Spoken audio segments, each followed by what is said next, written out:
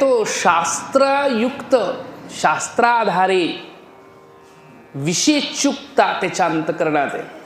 पण जिज्ञासू जो आहे तो ज्ञानेच्छुक आहे, ज्ञानाची त्याला इच्छा आहे.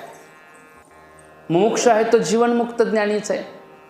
त्यामुळे इथं जिज्ञासू जो आहे तो जाणण्याची इच्छा करतो, ज्ञानाची इच्छा करतो, विचार करतो, नाही का. विचाराचा भाव त्याच्यामध्ये आहे. आणि मग त्याचा विचार कसा तयार होतो, तो विचाराची रूपता त्याची कशी आहे. जिज्ञासूची विचाराची रूपता विवेक वैराग्यपूर्ण. कारण विचार पामर सुद्धा करतो, पण तो विचार कसला करतो पामर हा,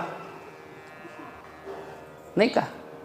खावे प्यावे ल्यावे हे विषयीचा रूपत आहे. खावे प्यावे ल्यावे असा सुद्धा विषयी. पण पामर विचार करून करून काय करतो, कसा विचार करतो म्हणाल